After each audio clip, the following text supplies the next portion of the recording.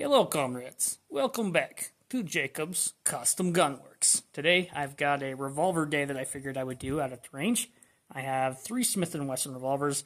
I have the Smith & Wesson Model 15-4, 38 Special, Smith & Wesson Model 19-9, 357 Mag, and the Smith & Wesson 329 PD Airlight in 44 Magnum. And I figured I would do more of a recoil comparison, so hopefully this video will help you with that. And they're just really neat guns that I've had that I really wanted to shoot a video on.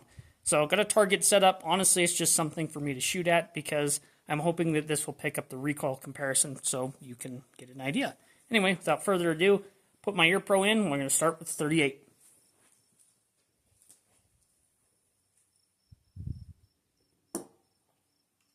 So each revolver's got 6 rounds. This particular one's 130 grain full metal jackets. Just something to shoot. So shoot them all in single action mode because that's how I learned how to shoot.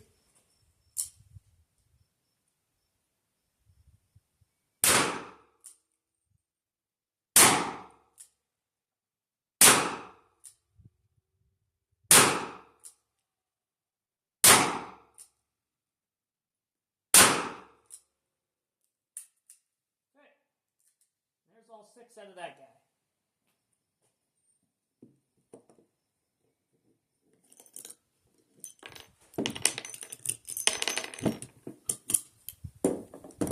Alright, up next, Model 19-9, 357 Magnum. This particular one, I have 158 grain Hydroshocks loaded in 357. I typically just practice with this with 38s, one of the beautiful things about 357, but what the hell.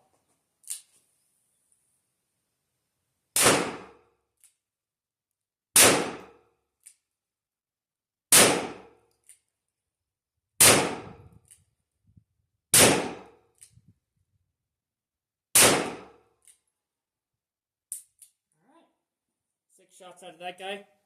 Noticeable recoil, felt recoil on my end between the two, as where there should be. The Hydroshock round is one of my favorite defense rounds for two-legged creatures. Alright, finally, the Airlight PD. This gun weighs 26.3 pounds unloaded, or excuse me, 26.3 ounces unloaded. Sorry about that. It's stupid light. I have cowboy loads in here. They're 240 grain. I expect this to recoil and bark quite a bit. That's why I'm only shooting 6 rounds today. So, let's do her. Alright, gonna get a solid grip here. Oh yeah! Holy shit. Alright, hold on just a minute here. This thing barks pretty hard. I gotta take my ring off here because it is just biting into my finger. Alright, let's continue here. Oh yeah. Alright, so I gotta take my other ring off. Yeah, this is incredibly light. Even with these cowboy loads, holy shit, this thing barks. Alright, let's try that again. There we go.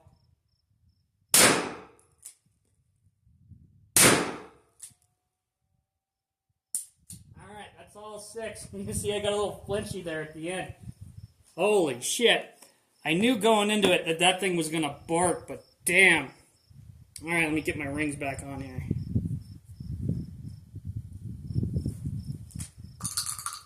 Woo! Okay. So, first guy here is the 38 we shot. This is the Smith & Wesson Model 15-4 and 38 Special. This gun has a significant place for me because this is the same model of revolver that my grandfather carried when he was an officer, a police officer. So when I finally got a hold of it, this wasn't his. This was one that I found at a gun store. And I really wanted one of these. And when he retired, he didn't get to keep his service gun. I got his backup gun, but he didn't get to keep his service one. So when I got a hold of this, I was really giddy, and I'm just really happy that I got a chance to shoot it and own one of these. My biggest complaint about this gun is the grips. These factory grips are very blocky. These are going to get changed out with some different wood grips that I found that have the Smith & Wesson logo on it and whatnot that are more akin to the 19-9 where they're a little more rounded and a little easier to get your hand on, but they do have finger grooves in it and things. So when that shows up, we'll do a video with that as well. But 38 Special, fun caliber to shoot, good caliber to practice. And if you like revolvers, but you don't want to shoot 357 or anything like that, it's a good idea to go. So like I say, that's kind of where I went with that one. The 19-9 I've already done a tabletop review on, so I'm not going to get too crazy about it. Again, 357 Magnum, shooting my handy-dandy Hydroshock loads. One of my favorite 357 loads for defensive purposes, like I said, for two-legged critters. Works great. Generally, if I don't have the 10mm, I have this when I'm in bear country, loaded with 180 grain hard cast buffalo bore or equivalent that I have on hand. And if I don't carry it, the wife does, which is great because she prefers revolvers. So there we go. This is empty, by the way. In fact, let's go over here and I'll clear the cylinder for you. Trying to do this one-handed is a little tricky, so I'll put you down here for a minute.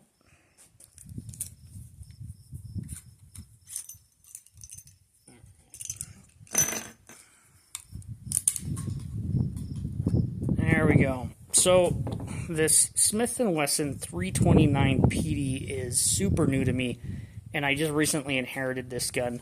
A very good friend of mine owned this for quite a while, and for several years has been trying to get me to pick up this gun from them, and eventually it just showed up on my doorstep, and he said, here, it's yours. He can't shoot it anymore, and I understand why. Again, I misspoke the first time and said pounds, but this is 26.3 ounces in a 44 Magnum. It is ridiculous. It is a scandium frame and a titanium cylinder. It is what Smith & Wesson claims the lightest, strongest possible revolver ever made, and it's ridiculous to shoot. I bought cowboy loads specifically for this gun because knowing what it is and how it's going to recoil. And I can tell you right now, I've already ordered different grips for this gun. I've ordered some Packmeyer decelerators because it is a handful to shoot. I'm glad I only brought 6 rounds today, but because holy shit, that was ridiculous. You saw that I had to take my rings off in the video because they were literally digging into my hand and piercing at me. So if you're going to acquire something like this or buy a gun like this, I understand the idea behind it is it's a lightweight gun.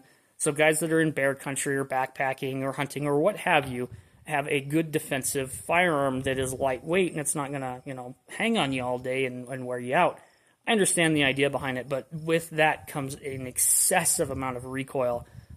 So one of the things that I have learned with this gun is the rounds. You got to shoot some light rounds. You can't shoot some crazy like 300 plus Ps, so to speak, out of it because the gun will have issues with it. And again, it recoils pretty heavy. I really appreciate wood grips on most revolvers, but this is one of the exceptions where it is definitely getting a rubber style grip. It's just no two ways about it. But it's a really neat gun, and I got super excited when I got it, and figured I would share it with you. It has a high vis front sight, which is pretty neat. It's pretty tall, so it lines up pretty well. And then kind of a V-notch. Here, let's point her downrange. Like a V-notch there, so when you actually point it, it has a really good just point of aim when you're holding this gun. It's really, really sweet. And incredibly, incredibly light, like I say. I'm still giddy about how light this is, but anyway, just figured I'd make a quick video on a couple of different revolvers because I know I've been doing semi-auto stuff lately, and hopefully we'll do some AK stuff here coming up. So that's what I got for you today. Until next time, comrades.